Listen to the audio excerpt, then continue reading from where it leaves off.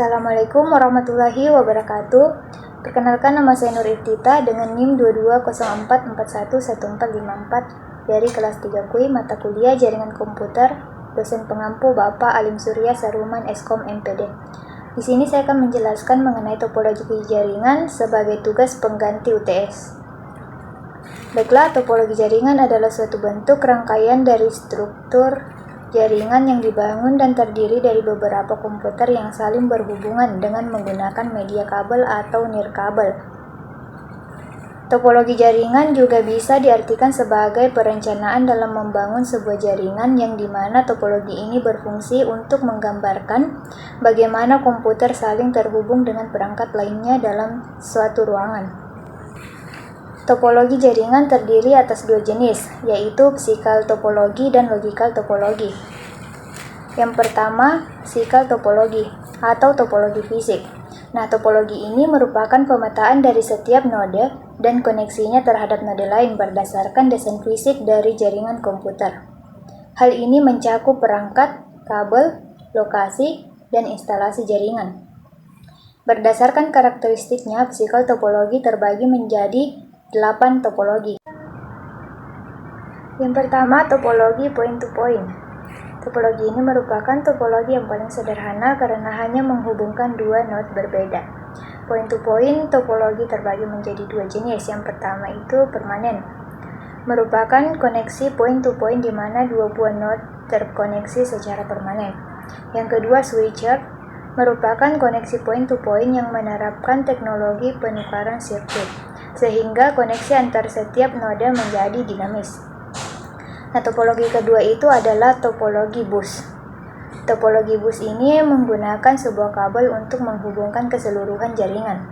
Setiap nodenya yang ada pada jaringan akan dikoneksikan menggunakan sebuah konektor pada kabel tersebut dan setiap sinyal atau pesan akan dikirimkan melalui kabel tersebut. Kelebihan dari topologi bus yang pertama, pembiayaan dalam instalasi cukup murah karena pemasangannya tidak boros kabel. Yang kedua itu, bila ada maintenance, jaringan tidak rumit dan mudah diatasi. Yang ketiga, mudah dalam penambahan klien dan tidak mengganggu jaringan yang lain.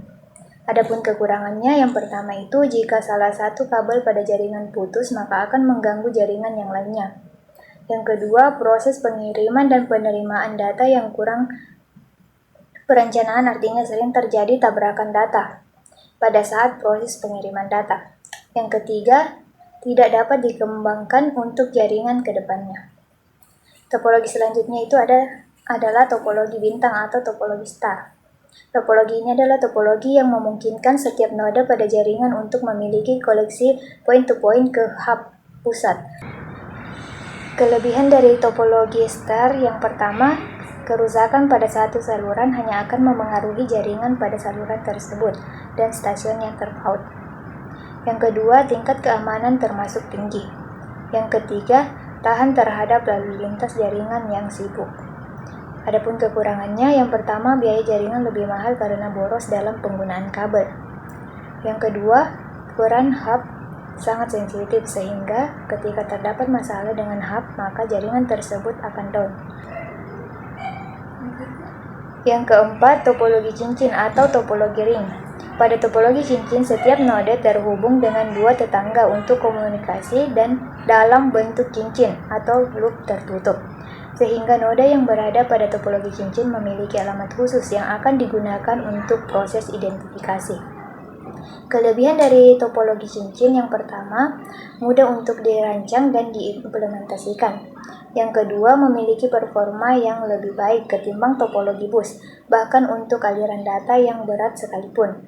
Yang ketiga, mudah untuk melakukan konfigurasi ulang dan instalasi perangkat baru. Yang keempat, hemat dalam penggunaan kabel.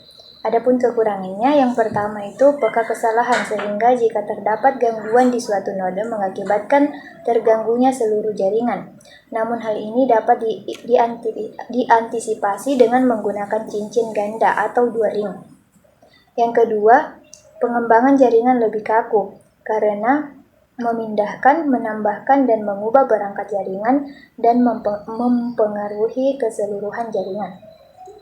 Yang ketiga, diperlakukan penanganan dan pengolahan khusus bundles. Beberapa fungsi yang harus ada di dalam topologi ring. Yang pertama itu penyalipan data, yang kedua penerimaan data, dan pemindahan data. Yang kelima itu ada topologi pohon atau tree. Topologi ini disebut juga topologi pohon atau bertingkat. Topologi ini biasanya digunakan untuk interkoneksi antara sentra dan hierarki yang berbeda dan merupakan gabungan dari topologi star dan topologi bus. Adapun kelebihannya, yang pertama, topologi jaringan ini mudah dikembangkan menjadi topologi yang mudah lebih luas. Dengan kata lain, untuk menambah perangkat sebagai klien cukup mudah, hanya perlu dihubungkan ke hub. Yang kedua, keamanan yang sangat handal dan pengaturan data yang mudah. Yang ketiga, apabila ada salah satu perangkat klien yang tidak bekerja, maka tidak akan mempengaruhi yang lainnya. Adapun kekurangan dari topologi tree ini, yang pertama, proses instalasi yang rumit dan khusus. Yang kedua, bila terjadi troubleshooting dalam perbaikannya tidak mudah karena mencakup jaringan yang besar. Yang ketiga, biaya instalasi yang mahal. Yang keempat, karena bersifat hierarki. Apabila sebuah perangkat pada tingkatan atas rusak, maka klien di bawahnya juga ikut mengalami masalah. Topologi selanjutnya yaitu topologi mesh. Topologi mesh atau jala berbeda dengan topologi yang lain, di mana komponen bisa saling terhubung menggunakan rute yang berlainan. Akibatnya, dalam topologi mesh, setiap perangkat dapat berkomunikasi langsung dengan piranti yang dituju. Berdasarkan jumlah node yang dapat dilaluinya, topologi acak dibagi menjadi dua bagian. Yang pertama, fully connected topologi. Topologi ini acak di mana setiap noda pada jaringan terkoneksi dengan semua noda yang ada pada jaringan secara point-to-point. Yang kedua, partially connected. Topologi acak di mana beberapa noda terkoneksi ke lebih dari satu noda pada jaringan dengan koneksi point-to-point. Adapun kelebihannya, yang pertama, topologi mesh dapat dengan cepat mendeteksi kesalahan atau gangguan dalam jaringan komputer. Yang kedua, topologi mesh sangat aman dari gangguan oleh komputer lain yang mengalami masalah dalam jaringan. Yang ketiga, keuntungan utama dari penggunaan topologi mesh adalah fault tolerance. Adapun kekurangannya, yang pertama, pada pemasangannya sangat rumit karena membutuhkan banyak kabel. Yang kedua, biaya untuk pemasangannya sangat mahal.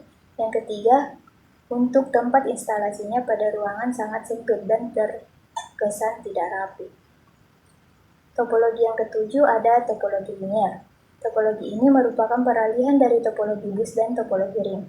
Satu kabel utama menghubungkan tiap titik koneksi atau komputer yang dihubungkan dengan konektor yang disebut dengan T-konektor. Dan pada ujungnya harus diakhiri dengan sebuah terminator. Adapun kelebihannya, yang pertama, hemat kabel dan layout kabel sederhana. Yang kedua, mudah dikembangkan. Yang ketiga, tidak butuh kendali pusat. Yang keempat, penambahan maupun pengurangan terminal dapat dilakukan tanpa menggunakan operasi yang lain. Adapun kekurangannya, deteksi dan isolasi kesalahan sangat kecil. Yang kedua, kepadatan lalu lintas tinggi. Yang ketiga, keamanan data kurang. Yang keempat, kecepatan akan menurun bila jumlah pemakai bertambah. Topologi yang terakhir atau yang kedelapan itu adalah topologi hibrid, di mana topologi ini merupakan gabungan dari beberapa topologi yang berbeda dan membentuk jaringan baru. Dengan kata lain, jika ada dua atau lebih topologi yang berbeda terhubung dalam satu jaringan, maka topologi jaringan tersebut akan membentuk topologi hibrid.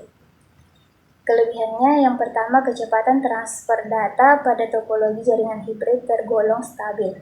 Yang kedua, apabila terjadi gangguan pada salah satu noda, tidak akan mengganggu kinerja keseluruhan jaringan pada topologi jaringan hibrid. Yang ketiga, dapat bekerja dengan lebih baik walaupun lalu lintas data pada jaringan berbeda. Adapun kekurangannya, yang pertama, pengolahan jaringan pada topologi hibrid tergolong rumit. Hal ini karena topologi jaringan hibrid merupakan gabungan dari beberapa model topologi yang berbeda. Yang kedua, biaya yang dibutuhkan untuk membangunnya tergolong mahal. Hal ini disebabkan oleh kebutuhan kabel yang cukup banyak. Selanjutnya ada logical topologi. Logical topologi ini merupakan cara sebuah sinyal atau pesan berlaku pada media di jaringan. Pesan dalam hal ini akan melewati jaringan dari satu node ke node lain, tanpa memperhatikan kondisi fisik dari nodenya. Topologi logical ini terdiri dari beberapa, yaitu ARCnet, Ethernet, Token Ring, dan FDDI. Saya akan menjelaskannya secara singkat. Yang pertama, ARCnet. Sepertinya arsitektur tipe ini sudah sangat jarang digunakan dan tidak begitu populer. Prinsip kerjanya menggunakan token flashing, scheme, dan broadcast, di mana dalam jaringan komputer tersebut ada token yang mengalir dan dapat ditempeli dengan data yang akan dikirim ke komputer tujuan. Yang kedua ada token ring. Token ring adalah sebuah cara akses jaringan berbasis teknologi ring yang pada awalnya dikembangkan dan diusulkan oleh Olaf Söderblom pada tahun 1969. Pada jaringan token ring, sebuah token bebas mengalir dalam jaringan. Jika satu node ini mengirim paket data, maka paket data yang akan dikirimkan ditempelkan pada token. Pada waktu token berisi data, node lain tidak dapat mengirimkan data. Yang ketiga ada FDI atau Fiber Distributed Data Interface. Adalah standar komunikasi data menggunakan fiber optik pada LAN dengan panjang sampai 200 km. FDDI ini terdiri dari dua token ring. Yang satu ringnya berfungsi sebagai ring backup jika seandainya ada ring dari dua ring tersebut yang putus atau mengalami kegagalan dalam bekerja. Sebuah ring FDDI memiliki kecepatan 100 Mbps. Yang keempat ada Ethernet. Cara kerja arsitektur ini memakai metode CSMA atau CD. Bila mana suatu node mengirim paket melewati jaringan, maka node tersebut akan mengecek terlebih dahulu apabila jaringan sedang mengirim paket data atau tidak. Jika jaringan sedang kosong, maka node akan mengirimkan paket data. Jika ternyata ada paket data lain pada node yang akan mengirimkan data, maka akan terjadi kolision. Bila hal ini terjadi, maka jaringan dan node akan berhenti mengirimkan paket data, kemudian node dan jaringannya berhenti mengirimkan paket data.